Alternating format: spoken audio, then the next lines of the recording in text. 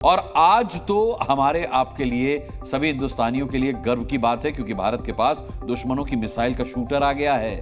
वो भी दिखाएंगे आपको। लेकिन शुरुआत करते हैं आज की सबसे बड़ी खबर के साथ। जैसा कि मैंने आपसे कहा था, उत्तर प्रदेश में नेता और अफसरों के बीच खींचतान पर सीएम योगी आदित्यनाथ ने क्लियर कर दिया है। क्या आजकल योगी अपनी पार्टी के विधायकों, सांसदों और स्थानीय नेताओं की मीटिंग ले रहे हैं। इसी मीटिंग में नेताजी ने सीएम से अफसरों की शिकायत की, कहा कि अफसर काम नहीं करते, हमारी बात नहीं सुनते। इस पर योगी ने उन्हें कार्रवाई का भरोसा तो दिया, लेकिन शर्त के साथ। उन्होंने कहा कि अगर पक्के सबूत लाएंगे तो अफसर पर जल्द कार्रवाई करेंगे।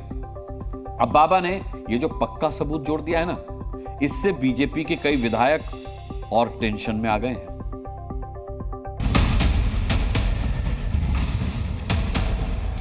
ढेर सारे केसों में एविडेंस नहीं मिल पाएंगे। अरे भैया, साक्ष्य नहीं, कोई बेईमान अधिकारी है तो उसके साक्ष्य लेके कैमरा लेके घूमेगा विधायक। इसी बात की तो टेंशन है। मंत्री विधायक सबूत कहां से लाएंगे, और अगर सबूत नहीं लाएंगे तो अफसर पर बाबा एक्शन कैसे लेंगे? क्योंकि बाबा ने तो कह दिया है कि पक्का सबूत लाएंगे तभी अफसर पर कार्रवाई करेंगे। तो अब आगे का रास्ता क्या है?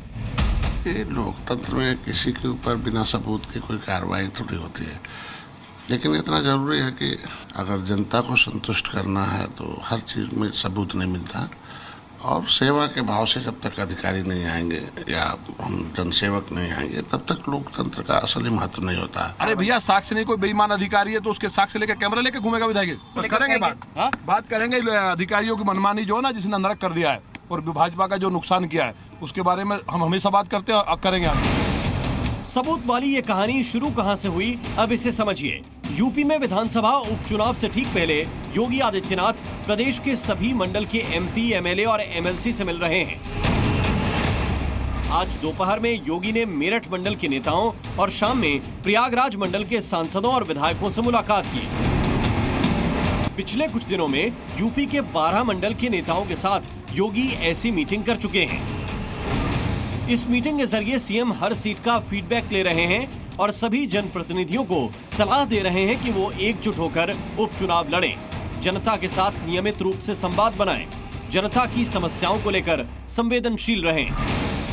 कहा जा रहा है कि एक दिन पहले सीएम दफ्तर में मुलाकात के दौरान मुरादाबाद मंडल के विधायकों को जब योगी ऐसी ही सलाह दे रहे थे तो कई विधायकों ने अफसरों की शिकायत की। उन्होंने कहा कि जनता से जुड़ी समस्याओं का समाधान इसलिए नहीं हो पा रहा क्योंकि अफसर उनकी बात ही नहीं सुनते। इससे जनता के बीच पार्टी की इमेज को नुकसान पहुंच रहा है। तब जाकर योगी ने कहा कि अगर ऐसा है तो उन अफसरों के खिलाफ पक्के सबूत लाएं ताकि कार्रवाई की जा सके। बीजेपी के कई नेता योगी की शर्त को सही बता रहे हैं। सबूत तो यही है कि जब उन्होंने ये बताएंगे कि ये काम है जो काम समय अंतर्गत नहीं किए गए, जो लोगों की समस्याएं थी इनको निष्पादन समय से नहीं हुआ, वही सबूत सर के संज्ञान में लाया जाएगा और मुझे उम्मीद करता हूँ माननीय मुख्यमंत्री जी उसका संज्ञान जरूर लेंगे। यूपी में लोकसभा चुनाव के दौरान बीजेपी की हार की एक बड़ी वजह अधिकारियों की मनमानी भी थी। ऐसा दावा पार्टी की रिपोर्ट में किया गया। लेकिन सवाल है कि क्या योगी की शर्त बीजेपी के सांसद और विधायक पूरी कर पाएंगे? लखनऊ से विशाल रघुवंशी के साथ ब्यूरो रिपोर्ट, सी मीडिया। देखिए, इस वक्त की बड़ी खबर आ रही है, आपको बता दें, पल्लवी पटेल ने सीएम योगी आदित्यनाथ से मुलाकात की है। कल सीएम योगी से मिली पल्लवी पटेल, करीब 20 मिनट तक दोनों की मुलाकात चली। अब अगर आप नहीं जान पा रहे पल्लवी पटेल कौन है तो हम आपको बता दें, पल्लवी पटेल ने केशव प्रसाद मौर्य को 2022 में चुनाव हराया था। करीब 20 मिनट ये मुलाकात सीएम के साथ पल्लवी पटेल की चली है।